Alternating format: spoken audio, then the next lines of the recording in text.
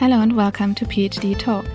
My name is Miriam and I'm the host on this podcast where I interview PhD students to let them talk about their topics and struggles and joys, and where me and others share tips with you to make your life as a PhD student more effective, less stressful, and most importantly, more fun. For today's episode, I'm talking to Max. Max is a PhD student at the Swedish University of Agricultural Sciences in Uppsala in Sweden. And we met during a life cycle assessment or LCA course.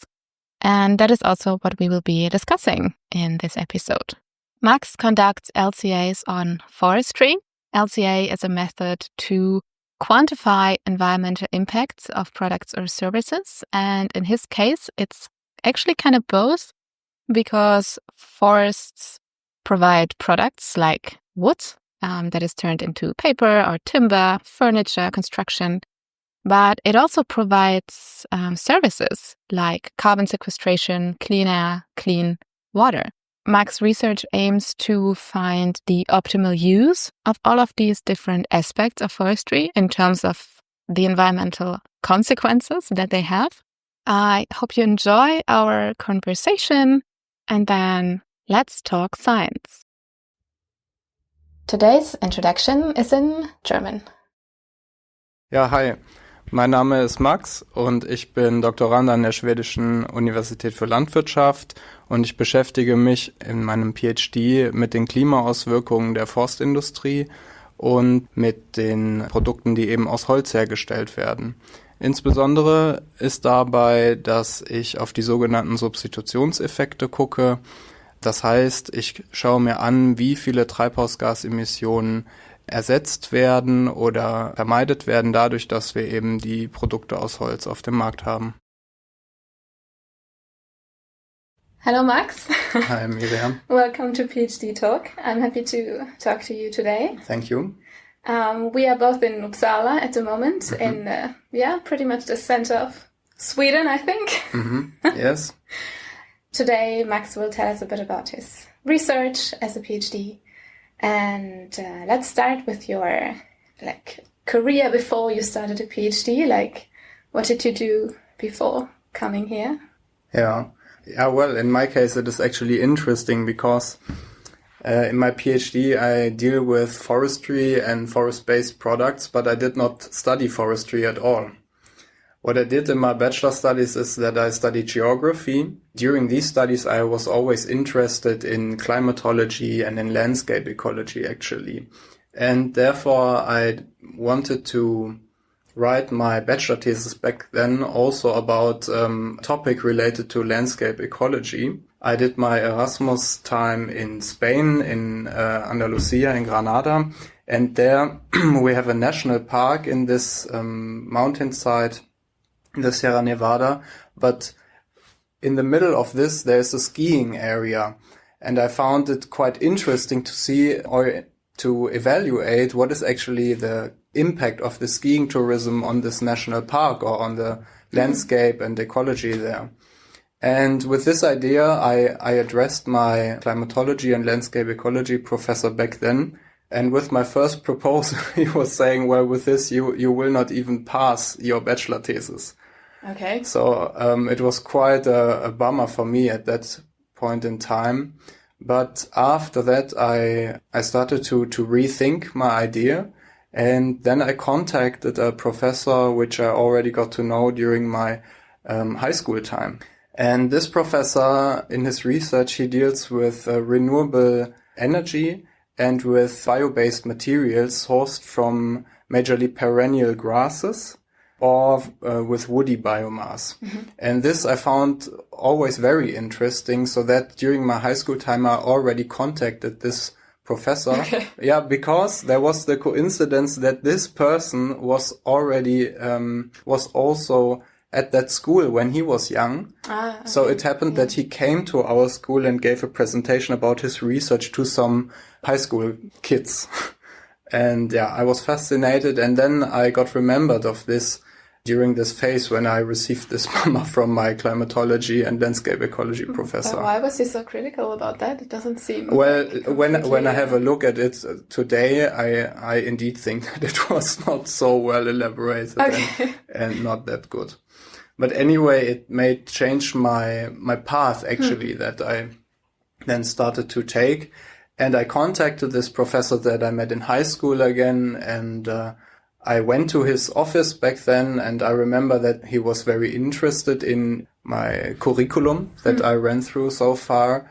And he proposed an idea. Why don't I write about assessing not the environmental impact of the skiing tourism in a certain landscape or so, but assessing the environmental impact of a certain construction material. Because this was at his at the heart of his research back then. He tried to include his plants in this concrete in order to substitute for minerals. So sand that are for minerals that are added to this concrete. Okay, and instead use plant material. Yes. Okay. And I found this idea quite interesting, and out of this my bachelor thesis evolved. And I did a comparative study regarding the climate impact and the mineral depletion potential of a conventional lightweight concrete and this bio-based alternative where this perennial grass is used or was used. And at that time, I didn't know what life cycle assessment also was about. I have never heard about that. But this comparison of a fossil or mineral-based alternative against the bio-based one fascinated me since then. And I knew also that I wanted to study in an international context in the future. So I decided to study a program that was offered at the University of Hohenheim, the Master of Science in Bioeconomy. And this is then where I went. And there at the very end, I got to know life cycle assessment, and I recognized my work that I did formerly. So I did a comparative life cycle assessment as my master thesis. And this then brought me to this PhD position that I'm having right now, because I shifted from this realm of agriculture more and more towards forest-based products. Yeah, this is, so to say, the story how I came to this PhD position. Okay. And what did you find out when comparing the two types of concrete? The plant-based against the... Well, I was making a hypothetical study. What happens if we would substitute all of the additional buildings also in Germany only with this lightweight concrete based on this plant material. And my conclusion was that the actual area that would be needed for this is not sufficient at the moment. It was, I can't remember. To grow all the grass. Yeah. There was a demand for several 10,000s of hectares. And at that time, the actual area where this crop was planted, the crop's name is miscanthus. This is this perennial grass. And at that time it was in the ballpark of 4,000 hectares. In Germany. It was only based on Germany. Yeah. But it performed better in terms of the climate impact. So it, and of course also in terms of the mineral depletion. Yeah. So then you went to Hohenheim to study your master's, and then you got to know the position here, or you found the opening for the position here? Yeah, I did my master thesis. I knew that I wanted to continue with studying the environmental impact of forests or wood-based products, forest-based products. And I think I was quite lucky that exactly during the time when I finished my master, there were PhD positions open in this field, and I applied, and well, yeah, it worked out. Nice. Yes. Okay. So it fitted quite well regarding the actual timing, so to say. Yeah. Yeah. So then you ended up in Uppsala, at the Agricultural University of Sweden, no? Yeah, Swedish University of Agricultural Science is the English term. Yes. Okay. And then what is your topic here? I deal with the climate effects of the forest sector.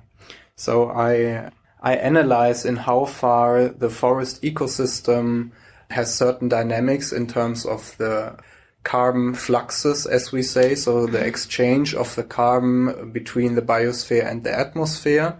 And I couple this, or I link this then to this ecosystem, so to say, with the so-called technosystem. And this technosystem is everything that humans do. So the anthropogenic activity that are, how does the human interfere in this, and what does the human do with this forest biomass? So which kinds of products are produced, and in how far is the carbon that was formerly in the forest ecosystem is now transferred into this so-called technosystem in terms of the wood products that we have all around us. So I analyze the carbon storage potential of this, and then this is all about the biogenic carbon.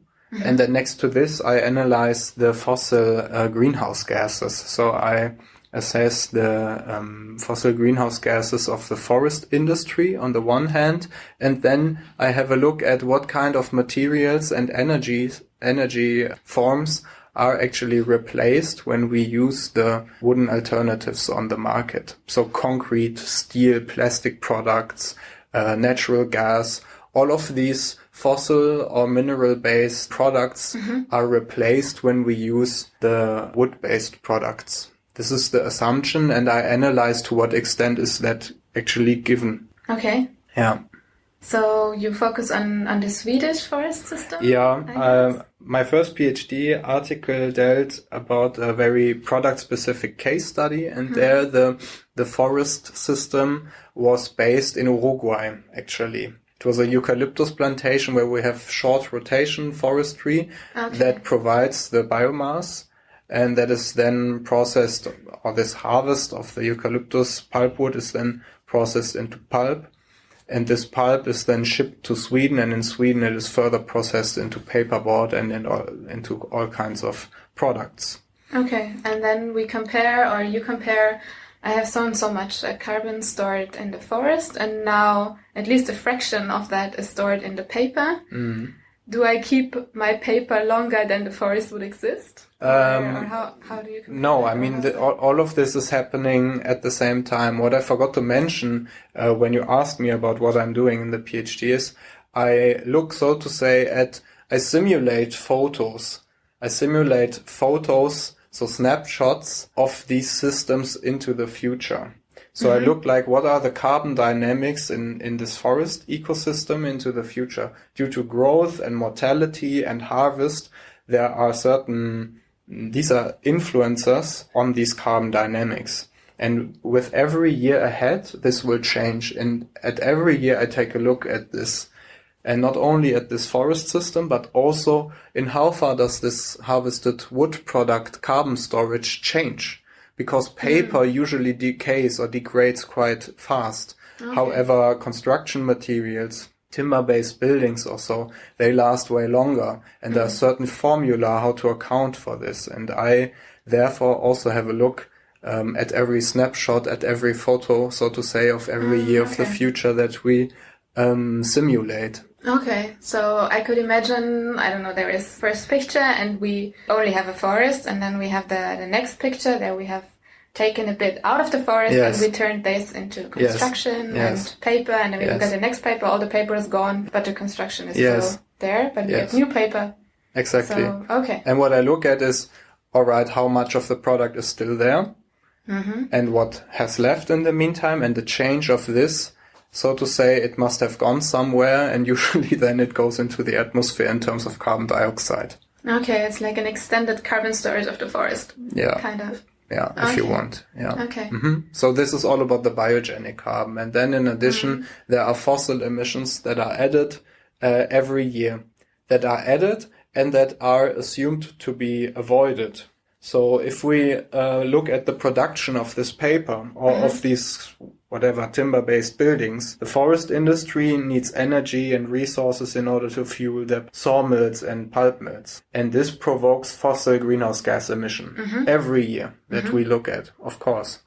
But at the same time, we assume that due to the existence of these wood products, at the same time, we don't have the concrete, we don't have the steel, we don't have the replaced products because we have the timber alternative in place. Okay, so I'm avoiding steel when I'm constructing with wood. This is the assumption. Or easy one, yeah. Yes, this is the assumption, right? Mm-hmm. And I analyze in how far is this true and how far, to what extent is that actually given. Okay. Or for at least I try to include it as good as it is able to be modeled nowadays into my simulations. And then you could compare, does it make sense to be more intense in our forestry, meaning we replace more steel, or is it actually better to keep the forest as it is, like a natural wild forest kind of, and instead have the steel? And this is the hot question here in Sweden. There's a huge debate exactly about this question. Because there's this apparent trade-off that you just named. And this is the question, how shall we manage the forests? Shall we either increase harvests in order to substitute more products? The question is how much of these products will be substituted at all? Or shall we conserve forests more in order to store more carbon in the forest and therefore have a larger carbon sink in the forest? And then there are additional influences or influencing factors that are very hard to model still nowadays, and that are forest disturbances, for instance, such as forest fires or bark beetles, etc. If we would aim, for instance, for a more conservative approach regarding the forests, then the risk increases that these forests will be damaged by these disturbances or forest calamities, as we say. So the risk increases, and when there's a forest fire or bark beetle attack, also the trees die, and the carbon is released anyway into the atmosphere again. So it is actually a loss. And how to find the best synergies between these two, increasing the understanding towards this, is one of the aims of my PhD. Okay, finding the balance between forestry and other products. Yeah, and then looking at more promising substitution case studies and examining these in greater detail. This is what I do. So my current study, for instance, our hypothesis is that these substitution effects, in many of these studies, I'm not the only one assessing this, of course. There are many other researchers worldwide looking at the different forest systems and different forest management strategies. Many of these studies follow the sequence of modeling from the forest to these wood product end users that then substitute for other products. However, in these assessments, one can say that the actual substitution effect at the end, in terms of avoided greenhouse gas emissions, only depends on how much of the wood products we have. So one could say, wow, if we have 5 tons of wood, then we replace 10 tons of concrete or 20 tons or so. And if we have double the amount of the wood, then we also replace double the amount of the concrete, right? Okay, yeah. This may be an assumption, but of course this is not true, because it is not the supply that limits the substitution effects, but it is actually the demand, how much of a certain product is actually demanded on the market. Okay. So there is a famous fast food chain here in Sweden, for instance, and they claim that their burgers are carbon neutral or climate positive. That means it's good for the climate if you eat them. So one could conclude, all right, nice, the more burgers I eat from this, the better it will be for the climate, because every unit of a burger, so to say, adds up. But this is, of course, completely misleading and not true.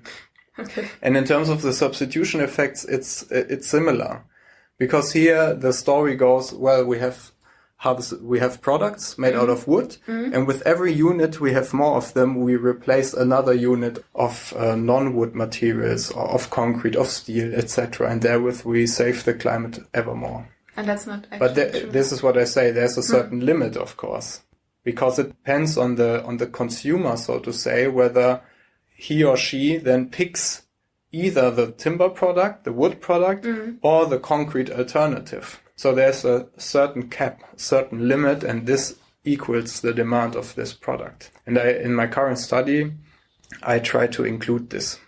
Okay, so the market choices or the taste. Yeah, rather the projected demand in terms of multifamily housing.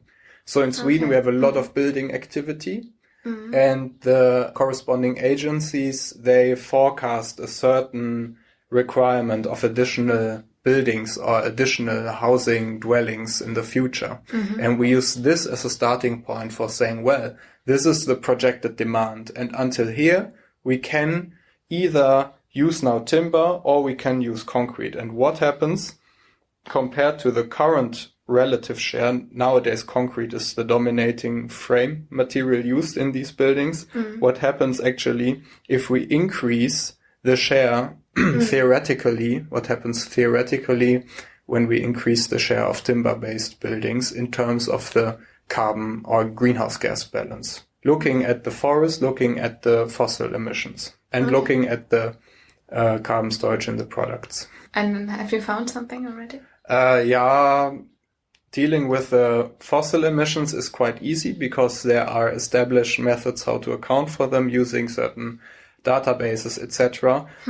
And also, as I mentioned earlier, there are certain principles for how to account for this harvested wood product carbon storage. However, the tricky part is the forest, the so-called carbon debt that we have in the forest because we take something out. So we have a certain depth in terms of carbon in the forest that needs to regrow, right? So when I cut down a tree, then the carbon that's contained in it is like my depth. Yeah, because you have the depth, so to say, in the forest land, because you have taken out something that needs time to regrow. Okay. And this time in between is referred to as the carbon depth. And we don't know how large this is actually, because when you cut a tree, you take out only the wood. However, there are more losses of carbon in the forest ecosystem, right?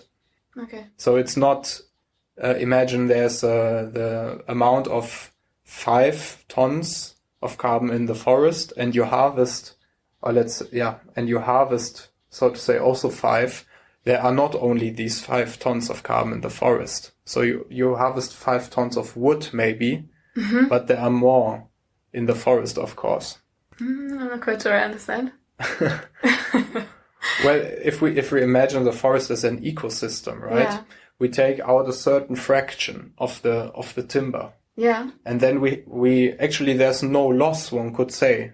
So it is carbon neutral in that sense to harvest the biomass because it is just transferred into the product that we're having. Yes. But the loss, actually, the net loss in the ecosystem is larger because you also affect the entire ecosystem, and therefore the loss of carbon is larger as only this part of carbon that you take out in form of the wood. Okay. This is what I want to Okay, highlight. so that is because I'm maybe disturbing the soil a bit. For instance, right. Fungi, I'm taking the house of a bird. Yes, all these kinds of aspects accumulate then, yes. Okay, and you're trying to also include that. Yeah. Okay, I see. And this is quite tricky. Yeah. I can imagine. And have you found something regarding replacing fractions of steel with timber, or are you not that far yet? Yeah, this is also very tricky because it depends on the building, for instance, and in terms of concrete, it depends on the type of concrete that you replace.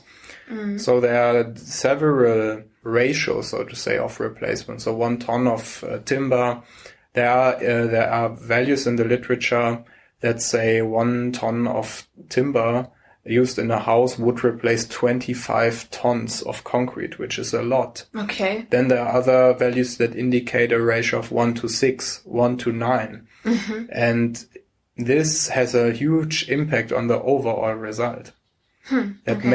If you use then a factor of 1:25, this of course favors a more intense use of the forest. Okay. Because you would have the result of a more of a larger climate benefit due to the substitution effect. And why are the differences so great? Is there an explanation for that?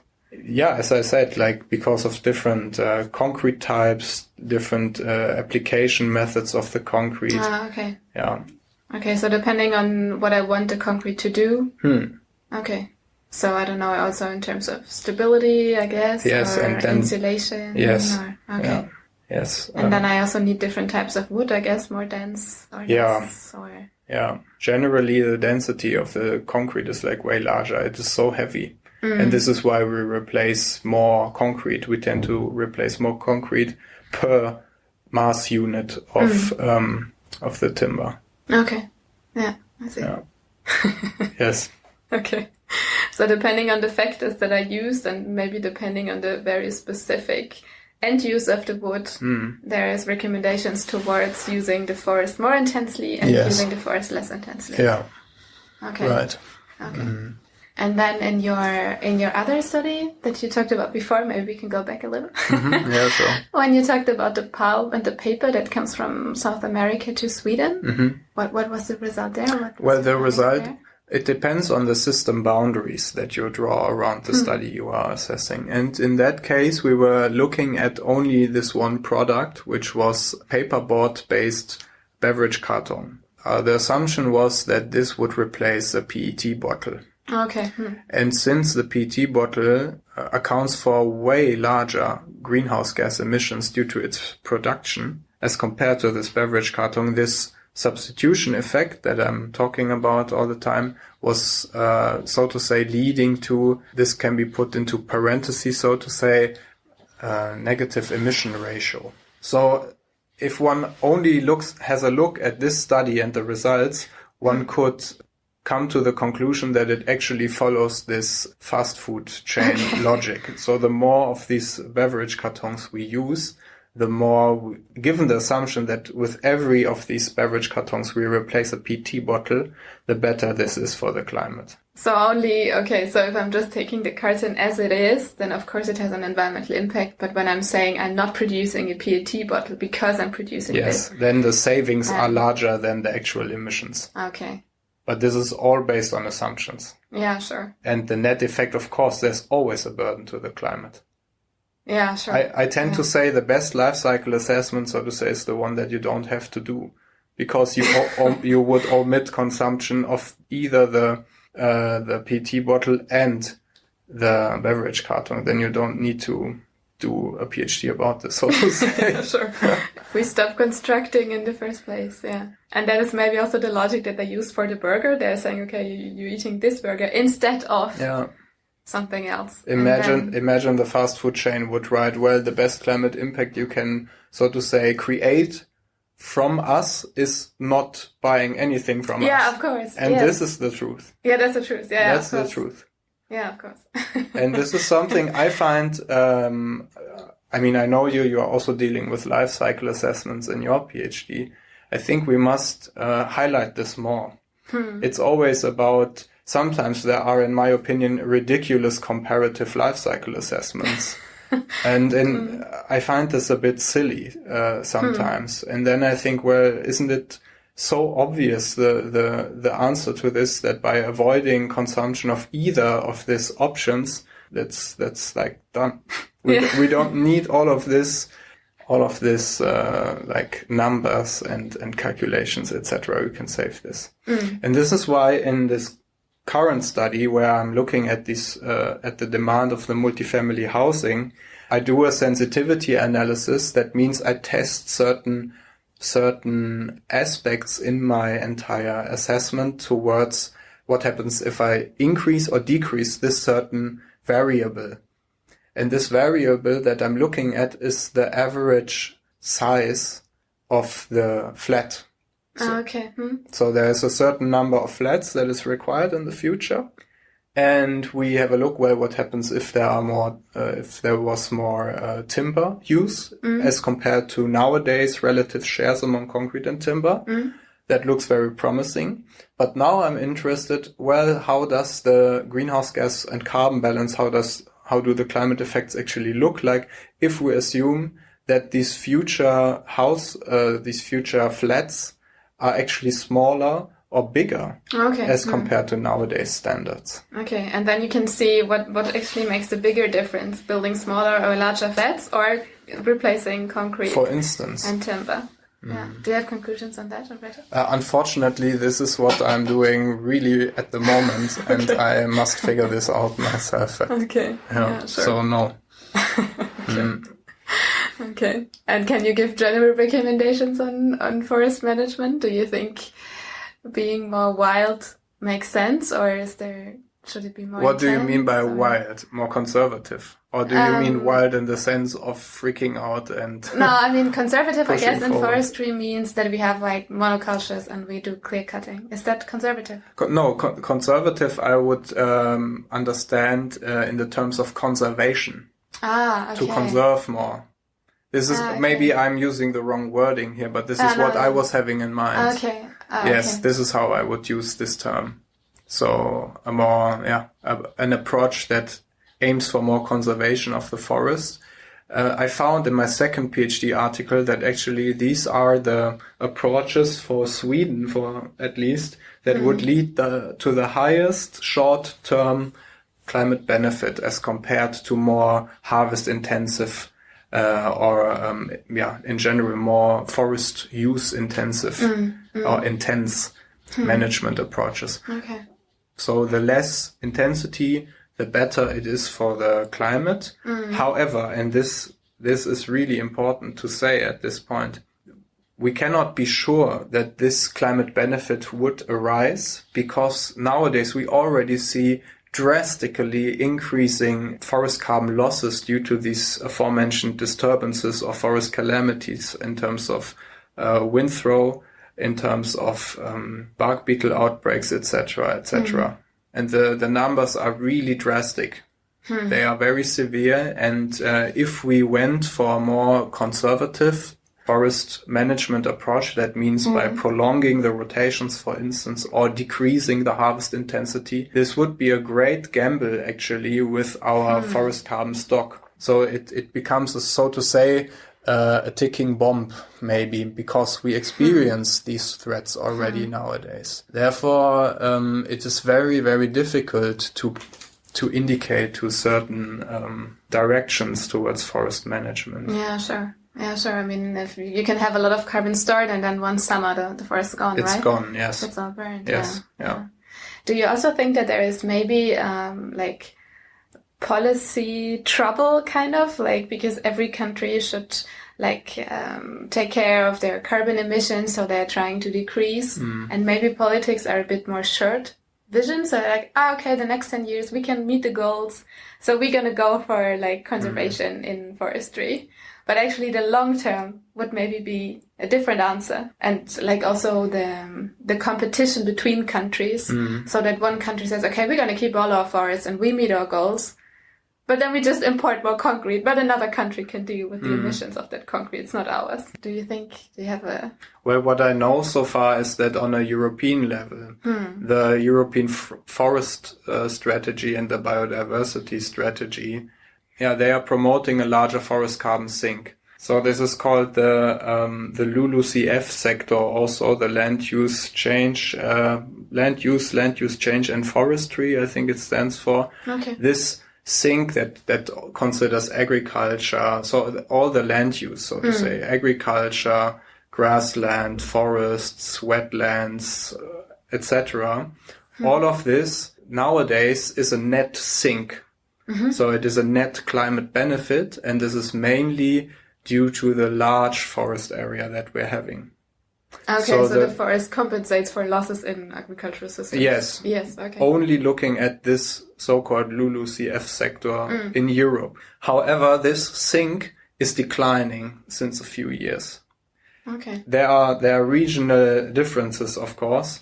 But in some countries it may even increase. In some countries it loses its climate benefit drastically. Okay. And this is or may be connected to these forest calamities that we are experiencing in the recent years throughout Europe. And what I know is that this forest strategy and biodiversity strategy put forward by the European Union, they are, in my view, completely paradox compared to what is at the same time put forward in terms of the European Green New Deal. Okay. So in terms of the bioeconomy, etc. All the prospects and hopes that are put into the bioeconomy being able to turn the tide in terms of climate change and all the environmental problems that we are facing nowadays. Okay. Because following this bioeconomy we must foster the use of forest-based and bio-based products in general, right? And at the same time, we need to increase the sink in the forest. And these are parallel strategies that are in parallel, so to say. Yeah. So this is what I mean. I understand this as a complete paradox. Okay. Yeah. I guess what you try to do is to find the balance, right? Like going towards the bioeconomy when we're replacing the cement or the concrete, and at the same time not jeopardizing the carbon in the forest. Yes. Yeah. Okay, so it should be both, but they are kind of... It's a trade-off. Yeah. And the trade-off is very, very hard to be framed. I mean, it is framed as a synergy, so to say, but in reality, how may the trade-off become a synergy? Okay. And this is something that is difficult to assess. There are, in the scientific literature, there are concepts such as climate-smart forestry, for instance, just recently emerging throughout the past 7 years or so, that try to find regional-based case studies on how these synergies in terms of the climate effects and also other environmental impact categories such as biodiversity may be achievable. Okay. But this is very tricky. This is very tricky. Because now it sounds like we want everything. We want to produce more food, we want to produce more wood, and we want more nature all at the same time on a given area of land. And just recently we just are desperately looking for at least for the case of Germany for energy. Yeah. So there's an additional demand now on the forests in terms of that. Yeah. So the forests they won't be able to, right? They cannot. And in addition, there's the climate stress that we already experienced this summer again. Okay, yeah, I can see there will be a lot of more focus, I guess, on forests and how I think so too. How we should deal with them. Yeah, I know that for Denmark, at least, there's also the debate on should we reduce the agricultural land and instead plant forests for the climate, but then where does the food come from, right? So there's always, as you say, there's always trade-offs. Yes. It's difficult to find synergies that are actually true. Yeah. Yeah. Yeah, I agree. Do you think that you look at the world a little bit differently from how you looked at it before because you're doing this study? Like, I don't know, when you look at wood products or when you are crossing a forest or when you read about policies, do you think you have a different view from... Oh, certainly I do. I find it very interesting to experience this at myself, that the more you know about a certain topic, the more interested you are. But at the same time also, for at least this is the case with me, like the more, and I'm missing the word here, the more, not ignorant is the wrong word here. In German, I would say abgebrüht. The less emotional. Yeah, the less emotional maybe you become also. Regarding, I mean, what I just talked about sounds very drastic and very perhaps even desperate also, and still trying to find like the best synergy among these demands that we have from the forest ecosystem. So you think maybe you feel that it's a bit difficult to be hopeful? I would say so, yes. Okay. I think the more you know about a certain topic, especially in terms of climate change, the more you realize the more you realize how difficult it actually is, to put it maybe friendly or even optimistically. Yeah. Yeah, I also experienced that. Yeah. So. And the more you also think about the actual leveraging factors. Like, you mean what we are able to still steer? Like, if one takes a look at like the emissions and so a keyword here, for example, is like changing diets also, like due to the release of greenhouse gases from the meat industry, for instance, and then looking also not only in terms of climate change, but also looking at all the other environmental impact categories, acidification, eutrophication, land use, actually land occupation, and so many others. It becomes then quite quickly quite obvious that consumption of food has a very, very large leverage effect. Okay. Like how this may be changed also.